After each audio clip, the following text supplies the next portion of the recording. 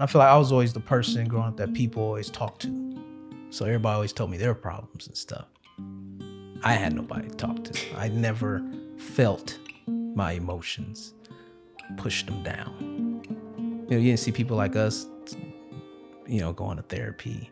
And it was just not a thing that people did that I actually knew that people did. It was just, it was this far distant thing. I didn't think too much of it. I only thought, it's really something you just do when you have, some extreme problems.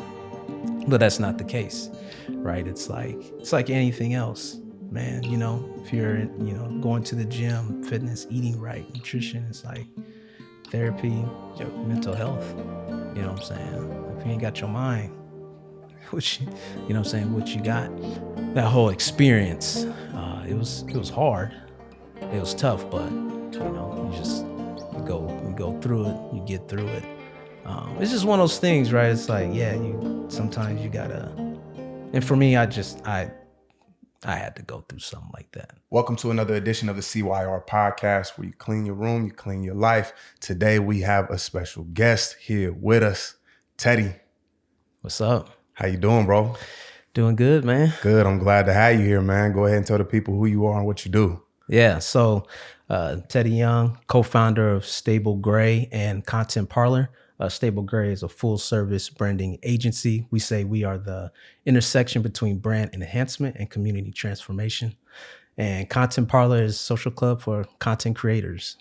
Yeah, bro. Y'all had me on the Content Parlor this summer, man. Yeah. It was a dope experience when I walked in there, and I was like, oh dang, y'all got the full setup. Like I be thinking I got a setup. Y'all got you got a nice setup, man. I mean, I got a nice setup, but y'all got a nice setup. Hey, y'all got every that's angle, Dion, every man. camera, y'all had the full studio. Like they back there editing as we go. I'm like, oh man, this is nice. That really sparked something in me to like, all right, I need to start figuring my stuff out when I see this. So it was inspiring coming in there and being able to see that and being able to be a part of that too, bro. Yeah, I appreciate that. Appreciate you coming on. You know what I'm saying? We reached out and being a guest, man, and adding that value to that episode. Most definitely. So, bro, tell us a little bit about why is media and content so important? Man, I mean, that's how people find out about anything. Media, content, messages, that's how they reach people, right? And that's why we say we're the intersection between brand enhancement, community transformation, meaning that we are the in-between, we are the connector. You have organizations, businesses that have products and services that need to get to people. How do they get to people? Through communication, through content. So flyers, billboards, radio, video, photo, you name it. Communication is how you get the information to people. Most definitely. What even inspired you and your co-founder to like be like, you know what? We think this would be like a great business idea. Because y'all been in business for over 10 years, yeah? This is year 10. July 15th will be 10 years. Ooh, that's a blessing. Yeah, that's man. a blessing. It's a blessing. So I just look up, it's like, oh shoot. Yeah. 10 years, man. Yeah, but what was the inspiration behind it? Man, I would love to say that, I had this dream and this vision of this exact thing, but that's not it. It just, you just start, you know what I'm saying? And we both were on two different paths. We both was entrepreneurial.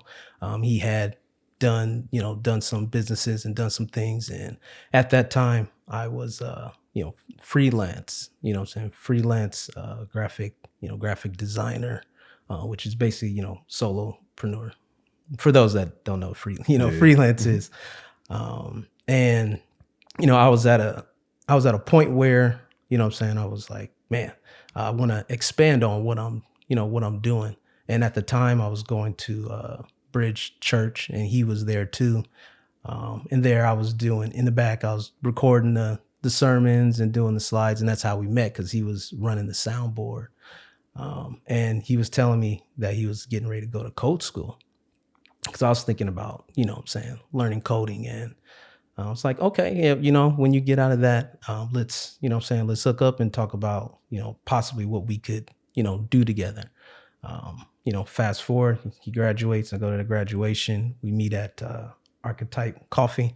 He had this business name, which grew on me over time. But I had a general idea. It was like, okay, man, we could probably, do this marketing thing, and, we actually got a client, before we even had our own website. And it just kind of went from there. I feel that. Yeah. I feel that. So it was more or less just like a merger of two passions. Yeah. Yeah. And so that's how the whole full service of media and branding kind of came into play. Yeah, it's a combination of both our skill sets. We're both creatives.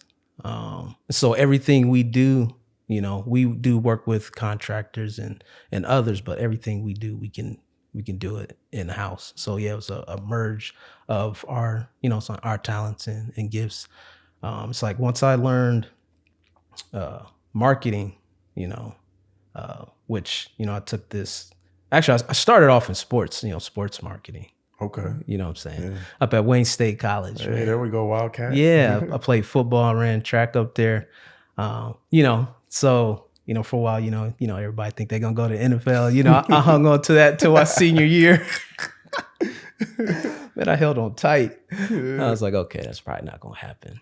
But I took this sports marketing class and I was like, oh, you know what I'm saying? And I fell in love with marketing at that point, and then did sports marketing. But, when I learned about it and the impact that it can have, immediately I'm like, man, I want to be able to use this, in my community, be able to help the businesses and organizations in my community with this knowledge that I have and that I've learned, and same with him with his gifts and talents, wanting to, spread awareness about the good things that happen in North Omaha through media. Most definitely. Yeah. Most definitely.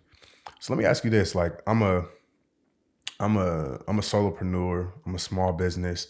I'm somebody who's really trying to build up just like my clientele and really start to turn over a profit for myself.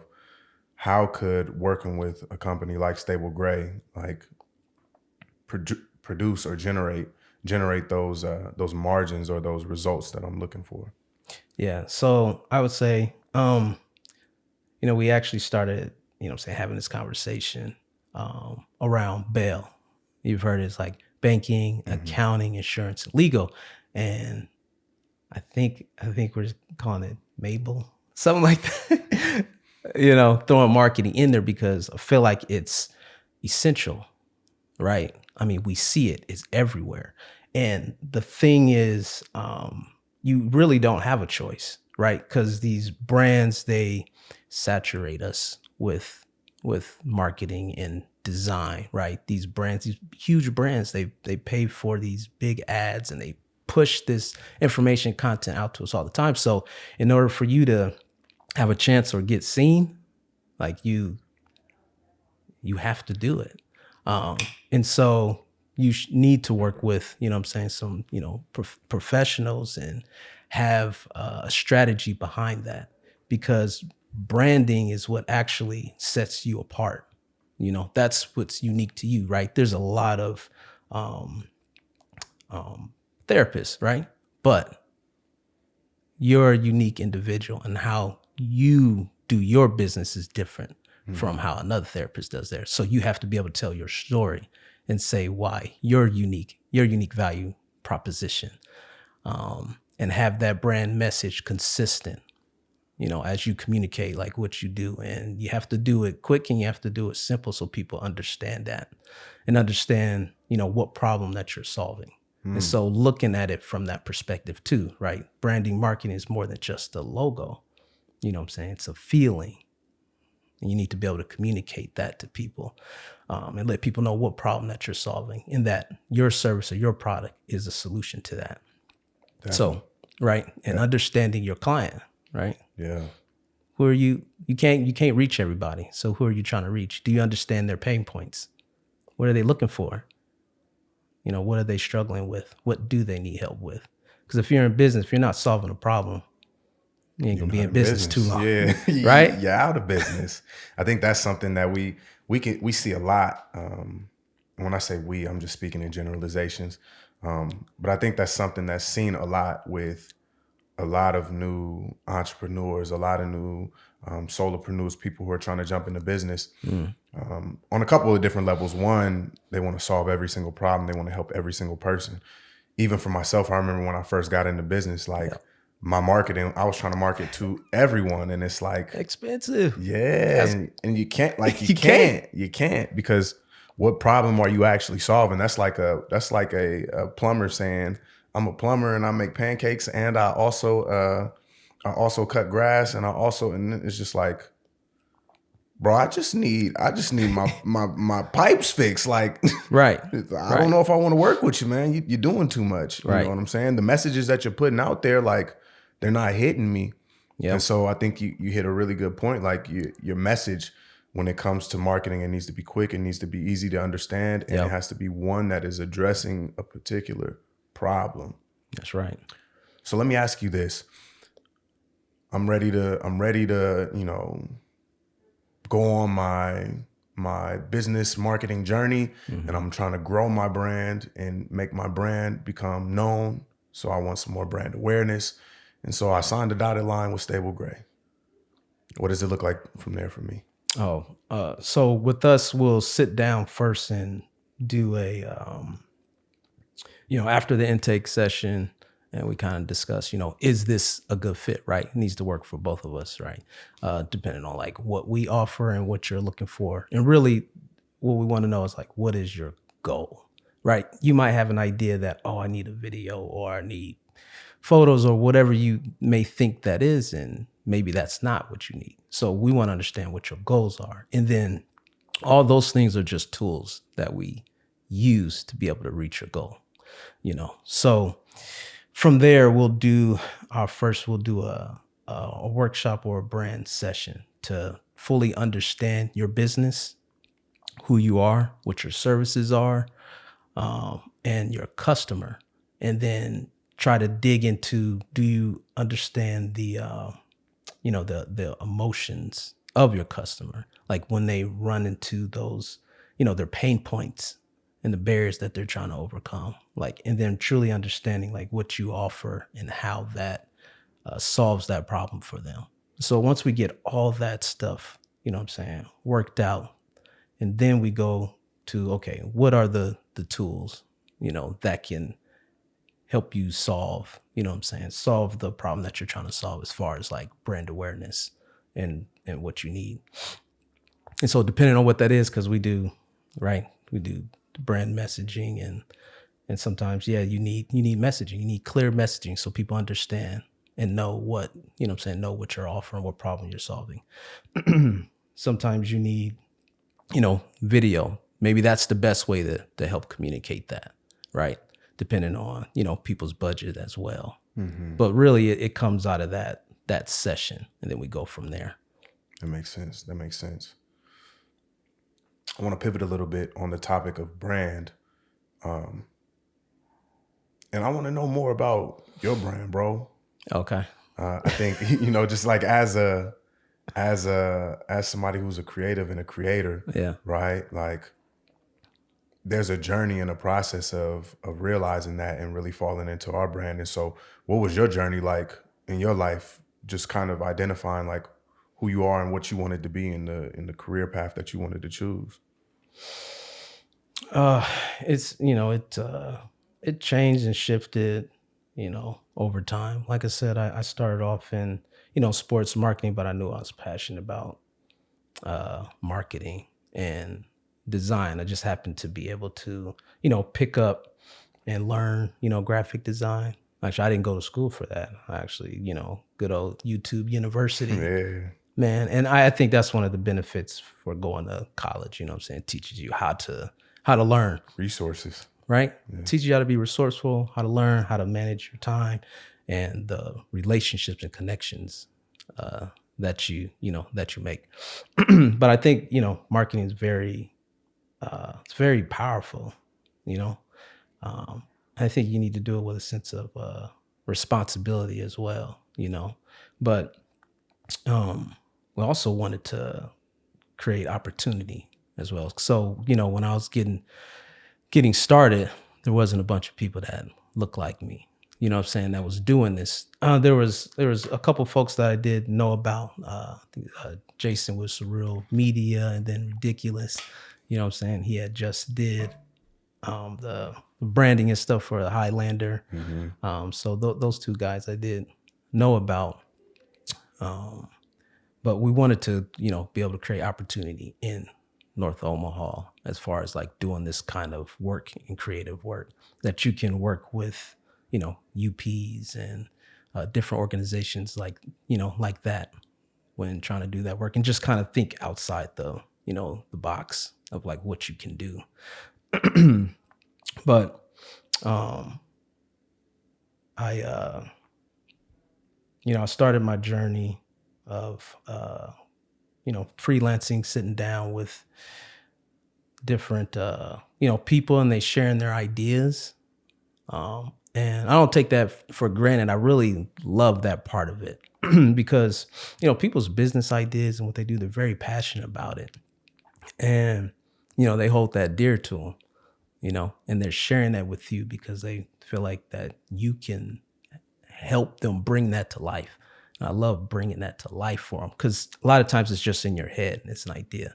And then when you see that logo, it's like, oh man, this is real. You see that website, that video, and you start to push that stuff out there and you start to see it working, that's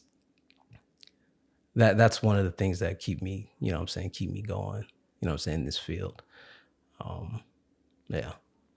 You mentioned just like having a passion for bringing marketing and bringing this aspect of marketing to North Omaha. Were there any experiences for you growing up that like helped to motivate you even more to want to be able to give back in this capacity to the community?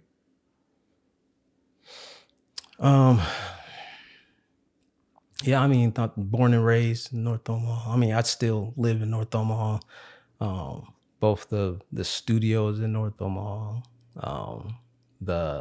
our headquarter office is in North Omaha.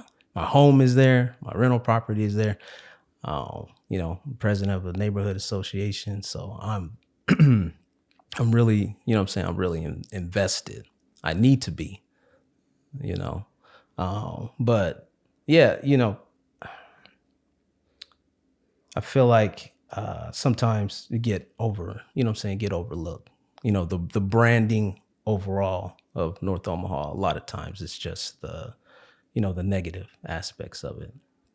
And, I think, nonprofits is great.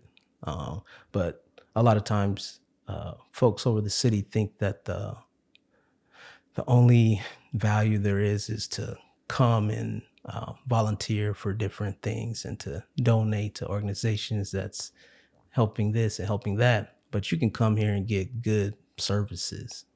There's products, there's services. You can come over here and do business with people.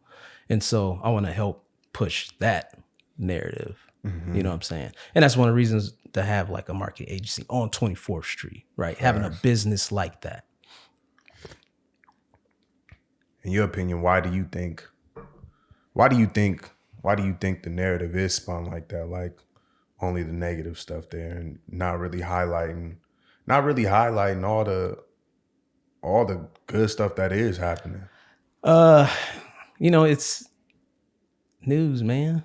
You know what I'm saying? Like that's just the nature of it. And that's where you talk about the responsibility of marketing and branding. But it just comes down to money. You know what I'm saying? Why do they call it news? Because it's because it stands out. It's not something that happens all the time, right? You need to put out information that gets clickbait and get people tuned in. If people were just putting, the good stories out there, people ain't trying to tune into that, right? And nobody want to see that. That's the reality. That's the truth. So that's why that stuff doesn't get pushed. People love to, hear negative things. Once people hear about something like that, they're clicking, they want to find out more about it. So I think, that's, when you talk about the bigger picture of it, like that's what's going on, right? You look at the headlines. Those are things that get attention, negative headlines. Yeah. How do you think people in the community are affected by, the brand that has been placed on the community? Yeah. So yeah, it affects you all the way around. I would say I wasn't even aware of it till I went to college. Right. You always got this question, people ask you where you're from. I'm from Omaha. They're like, okay, but what part? I've never been asked that all the time. It was like, I always got asked what part. Yeah. It's like, what? And, then I started to understand. It's like, oh, okay. People have a perception of North Omaha. Like they want to know, is it north, west, south? It's like what? It's like, okay, all right, now I'm getting it. So there's a negative perception about it, right? So that's how it affects people. I feel like sometimes we're, can be, overlooked or looked as like, you don't have value to add, that you, that you need to be, helped, or that, as a business, or that your services or your products are not as good. So yeah, you got to overcome that. So, there was a lot of things we did in the beginning to try to overcome that, being two, Black guys, starting a business. Like one of the first things we knew branding was very important. So we made sure we have somewhat like a uniform. So when we were in the fields, we had branded shirts. And so when so that made us stand out. That made us look very professional. Yeah. So we always had to really be, professional, whatever, you know what I'm saying, by that definition. It's changed since then. When before I graduated from college, I had braids, man. I cut those off. There was no way I was getting a job with no braids, right? Yeah. Yeah, professionalism looked a lot different. Almost like 20 years ago. But yeah, that's, so there's a lot of things you got to overcome because of that negative, perception. So, you got to keep, control. You got to control the narrative. Mm-hmm. And that's what I love about, today's age, right? With social media, we all have a platform, right? I don't have to, you don't have to have a bunch of money to have a platform, right? You got a platform, you just have a cell phone. Your Instagram page, your TikTok, whatever is yours to do with what you want. And so you can control the narrative. You can tell good stories. You can control the narrative about yourself. So we can control the narrative of North Omaha. Do you think, along the lines of what you were just speaking, do you think on a certain level though, the control of the narrative is it's almost like a pseudo control with the way that things are set up, right? Because like we all got platforms, but being somebody who knows about marketing, I know my platform. I know that platforms are only going to push certain things to certain people at certain times. Dang. And so, and especially if I just start posting, like my views are going to be up there, and then give it 2 days. Yeah. You know what I'm saying? Like, can you speak to that and just like the impact of people who are not necessarily aware of the brand that they have or the brand that they're building, but they're looking for the validation from others on their platform of their brand. Like what's the impact or implications behind that? So you're saying like really like paying attention to like the likes and the reach of your platform? Not necessarily like paying attention to it consciously, but just like unconsciously, right? Like, because we were just speaking about, really taking control of your brand and your platform, and you being in control of that. Yeah. And on a certain level, I think everybody is seeking to try to have some control of their brand, even if they know or they don't know. Yeah. You know what I'm saying? With what they share, with what they post, with what they do on their platforms. But if I'm not getting the validation in return from the, you know, the stuff that I post or the things that I'm trying to put out and, you know, the brand that I'm trying to create, I believe, like, it's my therapist hat. I believe, like, there you go. On a you know, on a certain point, like that right there is doing something to somebody psychologically. Yeah. Your perspective on that. Oh, okay. Yeah, you know, that's a good point. I mean, you know, deal with it now, you know what I'm saying? With my own personal brand, I feel like it's just about like going to your why, like why are you doing this? You know, is it, you know what I'm saying, is it just to get, you know, likes and reach and to get that validation, or do you really feel like you have a message that you want to share and you want to put out there, and staying true to that no matter what, you know? Like, you know, my own personal one, you know, every post, you know what I'm saying, doesn't like go viral or get a bunch of clicks or likes, but that's not what it's about.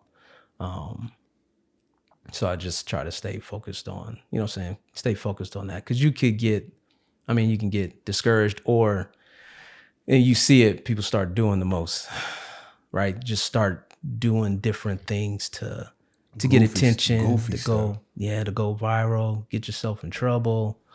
You know, but that's a whole nother goal, right? If your goal is to go viral, then yeah, you're gonna be all over the place.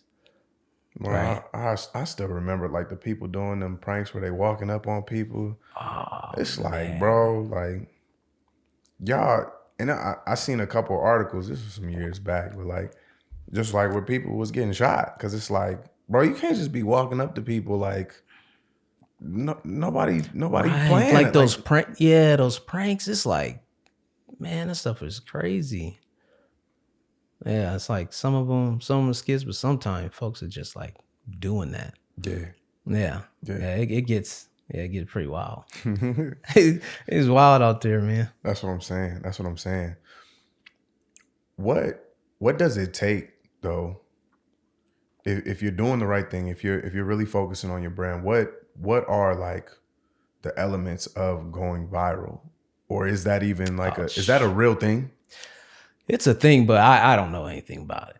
As far as like going viral, my whole thing with it is just being, you know, saying consistent and adding value and being authentic to yourself. Mm-hmm. You know what I'm saying? Not trying to be more than, you know what I'm saying, than who you are, you know? I think it's just about being unique, and which is just being authentic, right? Yeah. You're going to be unique if you're just being yourself and talking about, you know what I'm saying, what your passions are.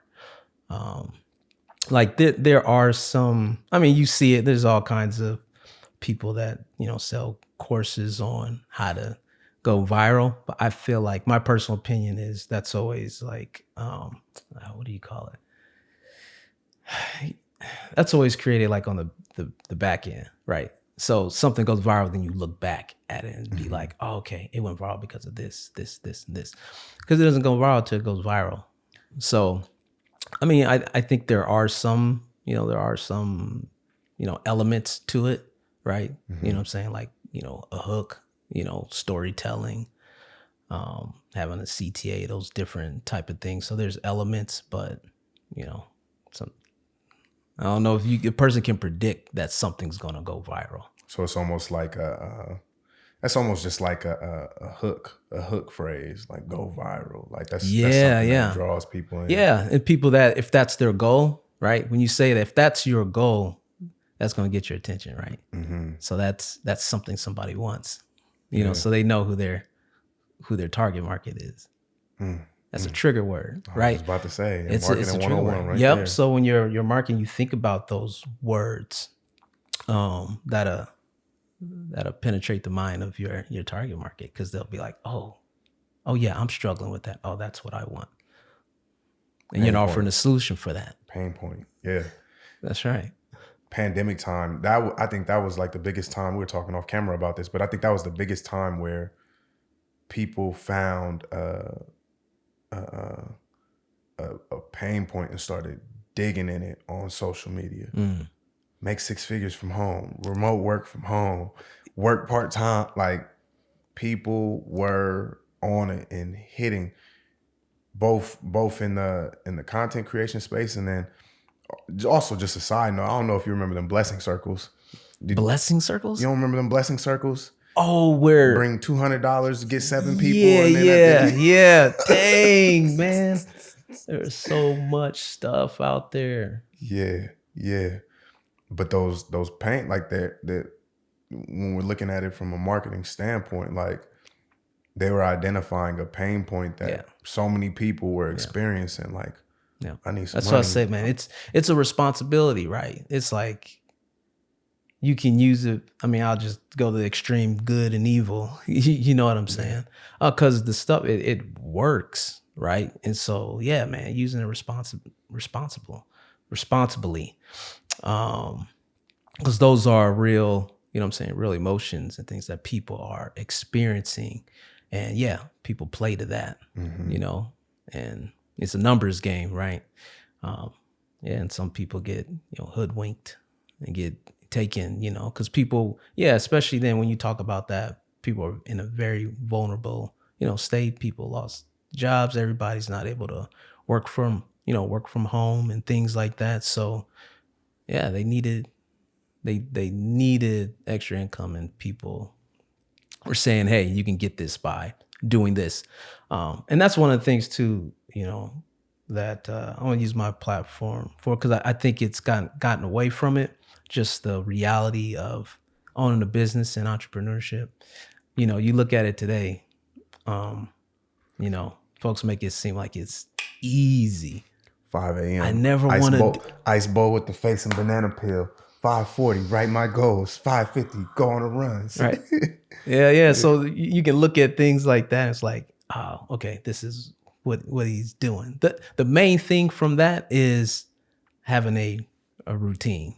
You know what I'm saying? That's I look at that. It's like, okay, have a routine. Whatever that looks like, that's what his is. But whatever that is, I have a morning routine. You have a morning routine. The point is having a routine. But yeah, people make it seem so simple. And you got your own business. It's not easy. It's not simple. There's a lot of ups and downs. So it's not to discourage people, but to be real with them, right? So that they can endure. Because if you're being told that it's just this easy and this simple, then as soon as you run up against something, you're going to bow out because, oh, I must be doing it wrong because it's supposed to be this easy, but it's not. So, so being a little bit transparent in the journey. And I know overall social media people are, giving their highlights, and we talked about on our podcast with you. I think the tendency is to just, believe everything that you see, but it's curated, right? People are only going to show the highs. So, but when it comes to business and entrepreneurship, I think we should, show some of that. You can determine how much you want to reveal, but just the realness of it too, and that it ain't just this, easy thing to do, and that everybody should be doing it. It almost becomes this thing where, man, if you're working a 9 to 5, man, you ain't doing nothing. You ain't this, you ain't that. Everybody needs to be an entrepreneur. There's lots of ways to build generational wealth and to build wealth. That ain't just entrepreneurship. That is one of the ways. But just because somebody doesn't feel, called to that doesn't make them less than it because they doing a 9 to 5. I think that's when we start to compare, and then you start to villainize the other thing. That's when it becomes problematic. Most definitely. How do you start to identify like brands that you can trust? That their message is congruent with the product or service that they're offering, and it's going to deliver. Man, I since I've been in, I just view things a lot differently. You know what I'm saying? Especially when just how I watch commercials, ads, and things like that. Like, you don't truly know until you experience. So that's a part of the brand too, right? It's people's actual experience with you. Like, you can get them in there with all the marketing, the videos, the graphics, and the ads, but you don't truly know until they experience you, right? Until they walk into their store, until they walk into your office. Like, is that brand holding true to the experience as well? You know? And so that's when you know. You know what I mean? You can't truly know just from the advertisement, the marketing, because that's what it's supposed to do. Yeah. It's doing its job. It's getting you in the door, but it's not going to keep you. Facts. That makes sense. That makes sense. That makes sense. Can you walk me through just like the different ways? And I mean, you talked about them a little bit, but really break them down for us, because there might be people who are watching who, like, they're unsure of like how they need to build their brand. Like, what way, like what type of video format do I need to use? Or like, should I be website heavy? Like, or is my IG just enough? Like, what are the different avenues that I could take to growing and building my brand?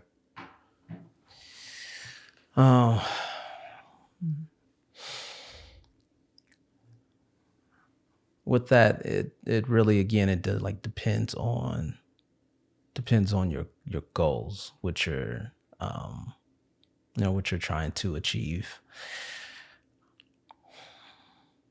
I kind of got distracted. No, you're good. What was that? Let's put it like this. Yeah, You're good. I'm somebody who wants to get into like creating content for my brand. Yeah. How do I know what type of content I should create? Okay. And what are the different types of content I could create? Because like there's lots of different type of content, but I done seen people hold the camera up like this, and I'm getting ready with them. Yeah. So, man, you know what? I think the most important thing is not the type, because like you said, there's so many different types. I think it's self-awareness. I think that's number one. Understanding who you are and what you're comfortable with. Because the main thing we talked about earlier is being consistent. So that plays a role. What kind of content can I create that I can be consistent with? I think that's number one, right? Because you can make this video that's so dope, but requires so much work to set up and to edit and to do all these things that you might not do it that often, or you might not be consistent with it. So I think that's the first thing. And then, where do you excel at? You know what I mean? And it's a balance of that, right?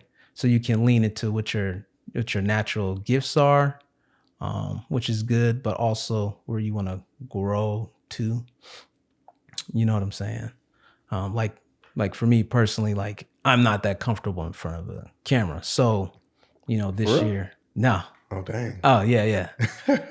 Nah, man, it's been a journey, brother. Okay. I was always more of a behind the scenes person, but, having your business and, you got to do presentations and you got to make sales, man. So I evolved, but yeah, I'm not that comfortable in front of the camera. So one of the things that I challenged myself with was recording myself in front of the camera and talking into the camera.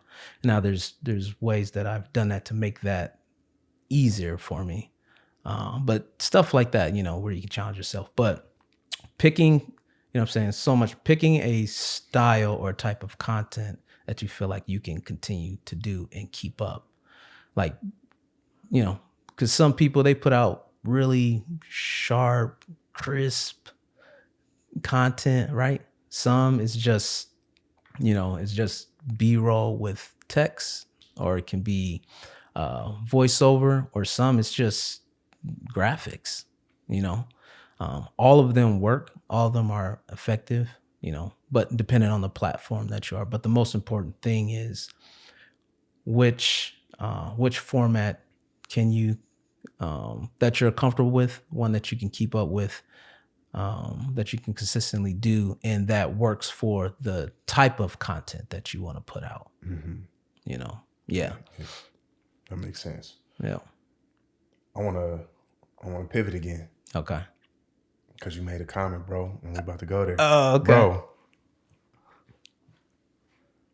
tell me more about just not being comfortable with being on camera. Tell me about that. Like, what are your what's your internal reservations that you have with it? My internal, man. I mean, just I would say just naturally, you know, like I said, I was like more of like just some like a behind the scenes, you know, type of person. I'm very like reserved and chill. I don't talk a lot. You know what I mean? I don't talk a lot. This is probably gonna be the most some people seen me talk. Yeah. To be honest with you. You know what I'm saying? I say a few words. You know, I'm an Aquarius. Which is interesting. I've learned a lot more about it. I'm like, oh, okay, that makes sense. But I've challenged myself because one of the things too, though, is, you know, I don't want to live in fear. You know what I mean? So I've been intentional about things that I fear and that I'm uncomfortable with, leaning into that. You know, you get to a certain point, you just get tired of avoiding things because you're scared of it, man, or you're fearful of it. You know, I don't like speaking in front of people, but I don't turn down those opportunities anymore. I'll do it because I want to grow, and I'm just tired of avoiding things. I don't want to do that. You know what I'm saying? You start living life comfortable. It's like growing up, you know, I didn't like, you know, speaking in front of everybody in the class, and, you know, I just avoided those, you know, those type of things. Some things you couldn't, you had to do, but when I became an adult, oh man, I'll just do what I want to do. I'll do what makes me comfortable, but being comfortable kills progress, man. Say that again. Being comfortable kills progress. And, you know, fear, something, it's not even real. You know what I'm saying? So you gotta do it. And then you find out what's really behind it. You know, like you're asking, like, what is behind that? What is it? What is that all about?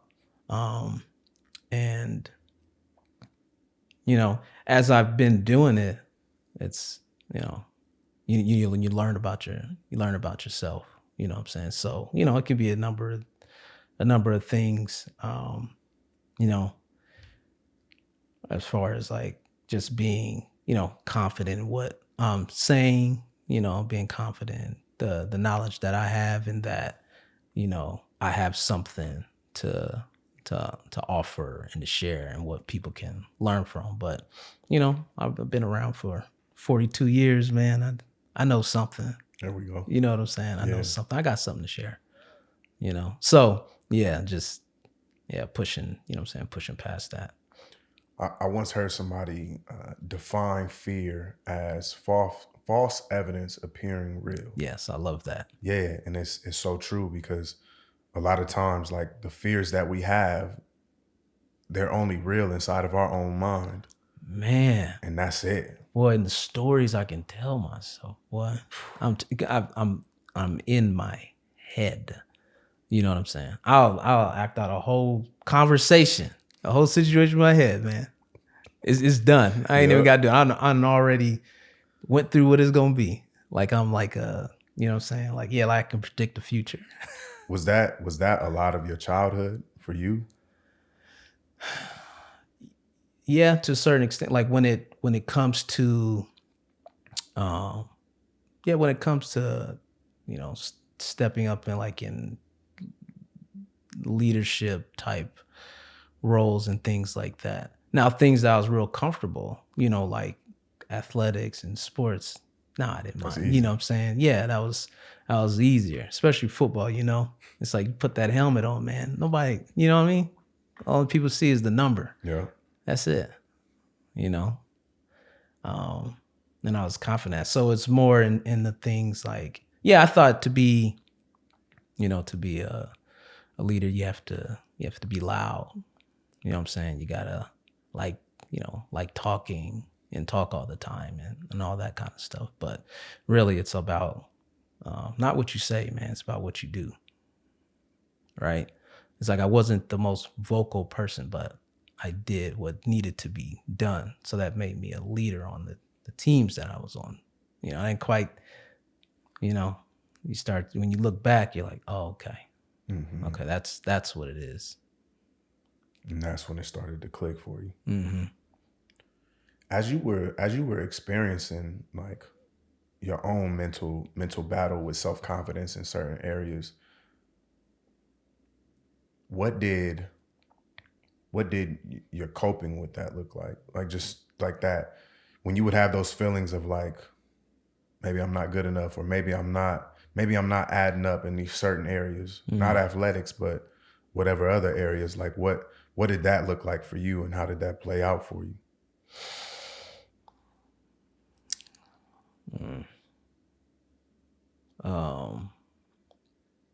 Like when I was dealing with it, you missed opportunities. But I always had a good support system though. You know what I'm saying? I had people that always poured into me and believed in me, and always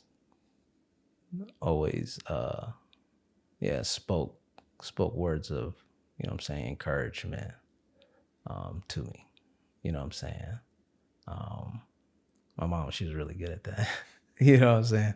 That was the best thing around. Mm-hmm. You know what I'm saying? And my dad, he was a very confident person as well, and he believed in me. I had a lot of people that believed in me, a lot of family that believed in me. So I would listen to that. You know what I'm saying? I would listen to that instead of the other voice telling me otherwise. And it's like when I did, get past that and actually, put myself out there and took that risk, it was never what I thought it was. And it would end up being better. And then sometimes no, but you just gotta push yourself, and I think the main thing is self-awareness, knowing how you are, knowing that, oh man, I tend to be in my head and overthink things. And then when I feel that way, it's like trying to understand why I'm feeling like that. You know what I'm saying? Okay. It's like, oh, okay. So that's not, okay. That's what that is. So that's not the truth. You know what I mean? When did you start to comprehend it like that? Because I don't think, like, I talk about this a lot, but like, we typically are not taught to think in that way, right? Like, why am I feeling this? How am I feeling? What is the block right here? That's, like, those are not thought, like, how did you get to that point of starting to compute what was going on in your mind in that capacity? Oh man, that didn't start happening until I actually started going to doing therapy. Oh, whoa, man. So yeah, we won't get into the whole road there, but I made some poor choices. You know what I'm saying? But I was in.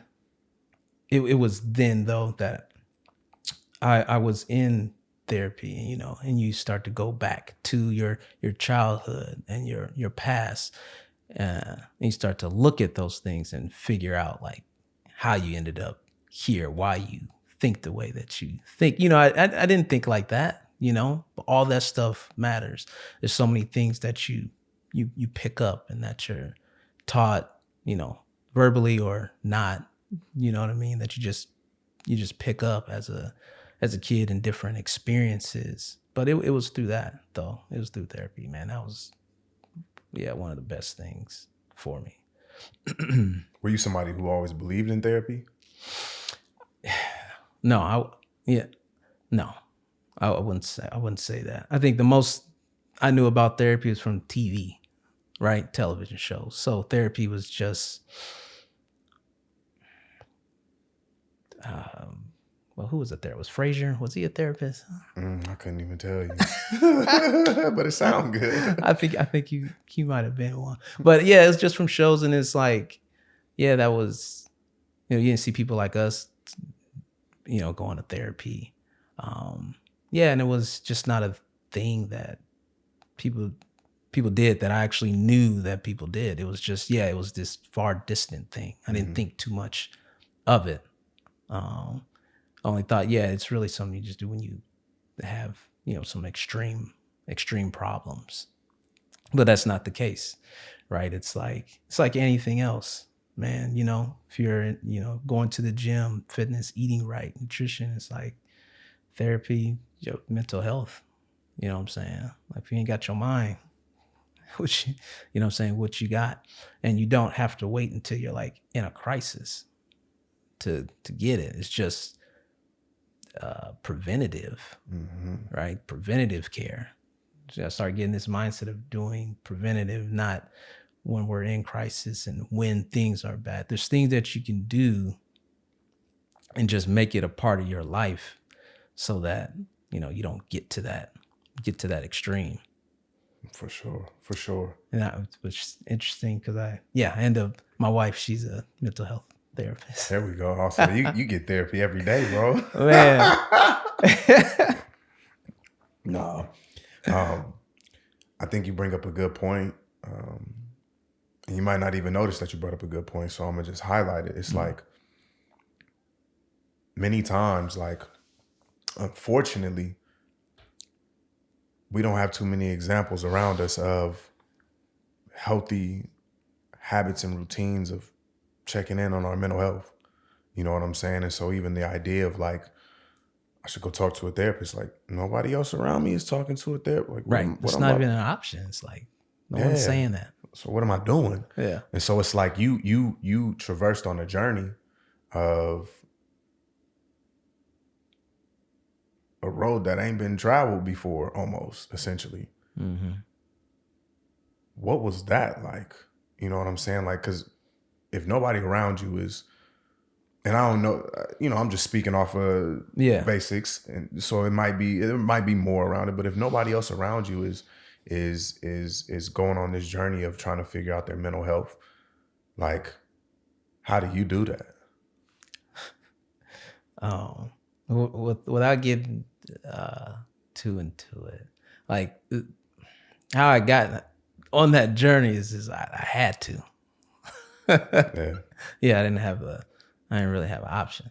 So I had to do it. But the option was, but I still had the choice to take it seriously and not just go because I was ordered to go. Mm-hmm. You know what I'm saying? Yeah. Because it started off like that, but I started seeing the value in it. And so I took it seriously and it benefited very well. You know what I'm saying? It helped me. That's similar to me, bro. I talk about it in one of my other videos. Like, mm-hmm. I got some felony drug charges, and part of like this program that I was in called drug court, I had to go meet with a therapist once a week. Yeah. And bro, I remember like going through that, and at first I'm like, this is so stupid. Like, I ain't trying to do this. It was a part of this IOP program, which is intensive outpatient treatment. Mm-hmm. And so I'm in there with people who are, like, in my treatment, I'm in there with people who are addicted to meth, people who are hooked on pills, severe alcoholics. And I'm like, this ain't got nothing to do with me. Yeah, that's not me. You know? And I remember like going and meeting with my therapist, and in that program, like, the therapist's objective is to like help you to overcome your addictions and your cravings. And I remember like, we were probably like 4 or 5 weeks in, and my therapist was like, she was like, Peyton, like I really like you, but like, you're not gonna be able to pass through your IOP program if you're not like doing it correctly. Yeah. She was like, but I just want you to know this. I truly don't think your issue is drugs, because like I just smoke weed, I would drink, I was in college, I would party, you know what I'm saying? Yeah. She's like, I don't think that's your issue. I think your issue is, I think it's something deeper than that, and like I just want to acknowledge that. Yeah. And like when she said that, I was like, okay, tell me more. Yeah. You know, like I ain't say that out loud, but like in my mind, like that's what I'm thinking. Nah, I'm like, I know what you're saying, man. It's like, yeah, I mean, very similar. I did that program. Drug court? Yeah, I did. Come on, drug court grad. Come on. I did, man. I did. You know, I did in that same deal. Because I was just going in there, you know, it's something I had to do. And it's like you ain't gonna make it. You know what I'm saying?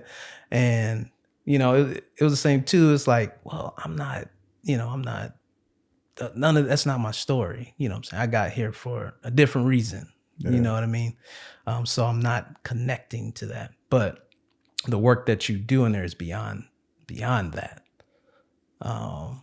But same thing, it's like sitting there, it's like, let me actually do this and see what happens. And I'm like, man, so it's very, very helpful and eye-opening and life-changing for sure. For me, some of the big things that I noticed, I relied heavily on weed, and I would be drinking like to mask a lot of the emotions that I never even knew it was possible to have anymore. Because it was there was such a long time. Like I experienced just like a lot of childhood trauma. I think we all go through childhood traumas. You know what I'm saying? Right. But I started smoking when I was like 12 years old. Oh, okay. You know what I'm saying? And so there was a period in time where the only emotions that I would experience or I would allow myself to experience or allow myself to acknowledge was anger and cool. Like that's it. Like I'm cool. You know what I'm saying? I'm cool. I'm feeling like this. A lot of y'all know what this is like. Eyes like, right. You know what I'm saying? Or else it's like I'm mad. And I never gave myself space to be afraid because like that's not all right. Like people gonna pull your card if you're afraid. Right. You can't do that. It's a weakness. It's a weakness. You make yourself vulnerable by that. By doing that. Exactly. Like, you can't be sad. No, I'm mad. Like, right. You ain't hurt my feelings. You remember how you take pictures back then? Your pictures like this. Couldn't even smile in a picture. Exactly. And so like when I was going through the therapy and not being able to numb out what I was feeling, like I just remember getting hit with waves of emotions and like it had been years since like I just bawled, bro.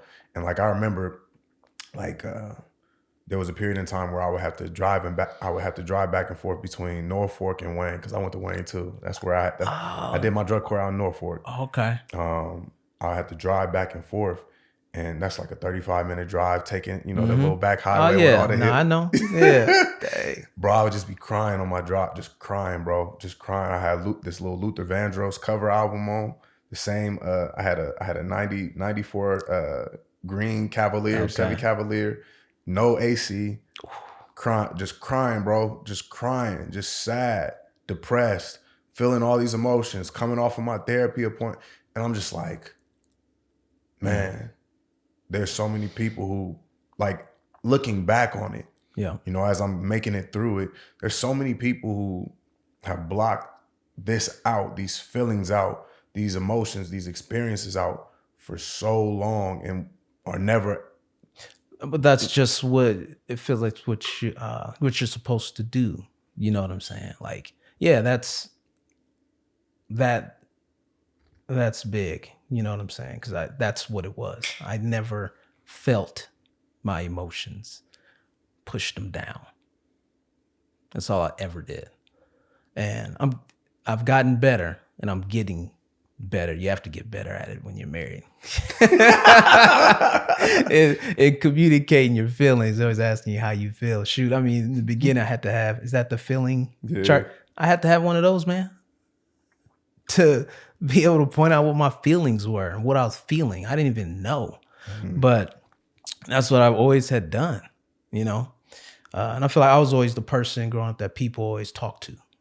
So everybody always told me their problems and stuff. I had nobody to talk to. I didn't tell anybody my problems. I always was the person that had it all, had it all together. On the outside. Mm-hmm. Yeah, I did everything right. You know what I'm saying? You know, as I said, I was a person that did everything right. Did what he was supposed to do. You know what I mean? So yeah, it's you don't communicate those feelings, how you're feeling, and understand it. Yeah. It wasn't until, doing therapy, you know what I'm saying, that situation, which, it's end up being a blessing, you know what I mean? Just that whole experience. It was hard. It was tough, but you go through it, you get through it. It's just one of those things, right? It's like, yeah, sometimes you gotta, and for me, I had to go through something like that because thought I was too smart. You know what I'm saying? I was too smart, man. Yeah, for your own good. Yeah, too smart for my own good. Yeah. Thought I was slick. That ain't gonna happen to me. I'm too smart. I'm too slick, man. Wow. Yeah. Boy, you lose everything. Here we are. Man. Bro, where did you do your drug court at? I did it here. Here in Omaha? Yeah. What was that experience like? Because I always wonder, and like in my mind, like what I say now is like I'm thankful I didn't have to do it here. I'm thankful that I was out in Norfolk, Nebraska, bro, where I knew nobody. Yeah. There was nothing around me. There was, you know what I'm saying? Because like for me, I think, and again, I might be wrong. Like I know I got a decent willpower and all these different things, but it's like I would just be right back in my same environment trying to change my life. So like, what was that like for you being here in the city, having to meet these requirements? And before you talk about that, can you talk about what the requirements were for you through the program? Through the program, man, I can't remember. If I remember, man. I mean, first of all, it was very humbling, right? It's not like I hadn't achieved anything. I've achieved a lot before that point. I had a master's degree, went to college, everything, had a good job. You know what I'm saying? Everybody's like, oh, you work there? Oh, man, you doing it. So it's very humbling when you every week, gotta do a piss test, gotta go to court every week. You know what I'm saying? Mm-hmm. It's like, man, what am I doing? You know what I'm saying? But it's just it's a wake up call, man. And it's like, okay, I've achieved quite a bit. You know what I'm saying? So it's like, okay, what you just come to a crossroads. It's like, what direction am I gonna go, man? You know what I'm saying? Because I know what life can be like when I'm doing things the way I should be doing them. And then this path where it's like, I don't even know what I'm doing. I don't even know how I got here. You know what I'm saying? And I didn't want that. You know what I'm saying? I wanted my freedom. You know what I mean? And so that's the biggest thing. It's like, and it's like, that ain't me. Because you do look back, and I remember my mom told me too, you'll look back and it's just be a blip in the road.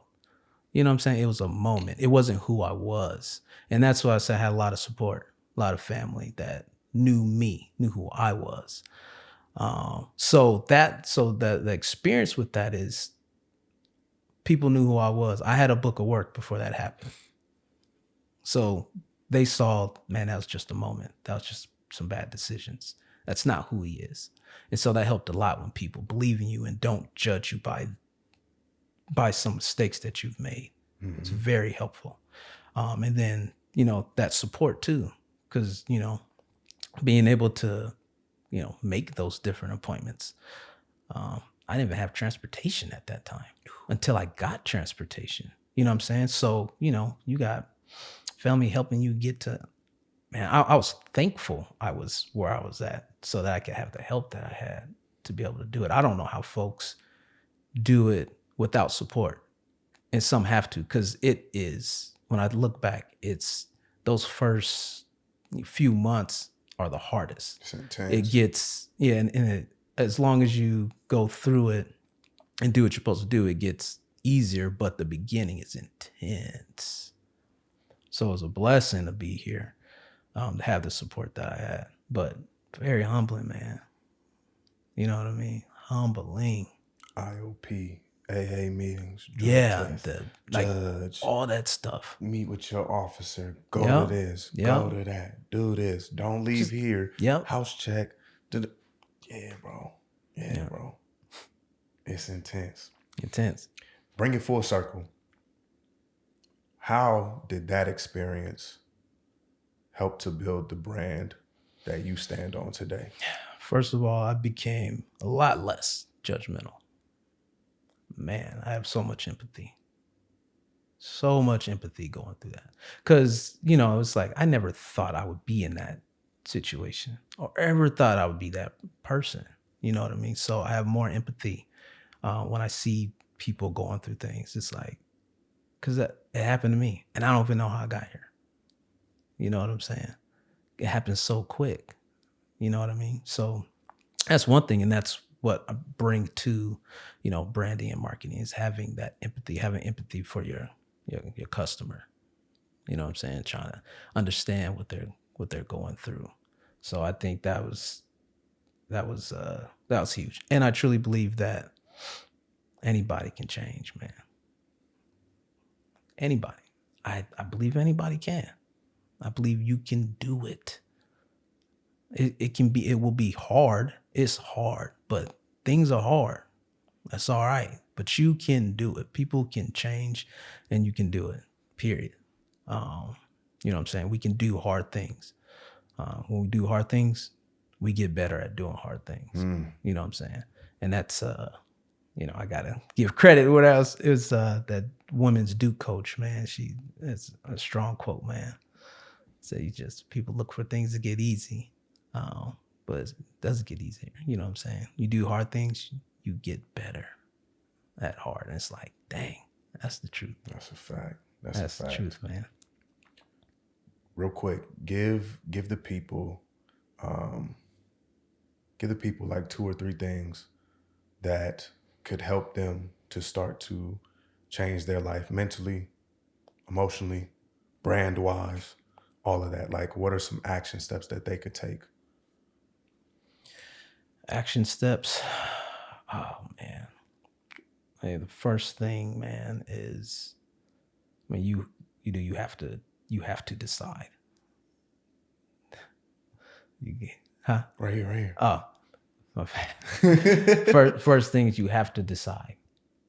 You have to make the choice that you want to change, that whatever you're trying to do, whatever you're trying to go after, that you want it. You have to make that decision. And you gotta have discipline. You can't get much without discipline. And consistency. So you gotta make your mind up, gotta have discipline, gotta have consistency. And when you do that, you got a brand that people can trust. When you make your mind up about what problem you're going to solve, whether it's in your life or somebody else's, and you're consistently delivering on that, and you're disciplined with the behaviors and the habits that you say you're going to deliver on, your brand is solid and it's fire.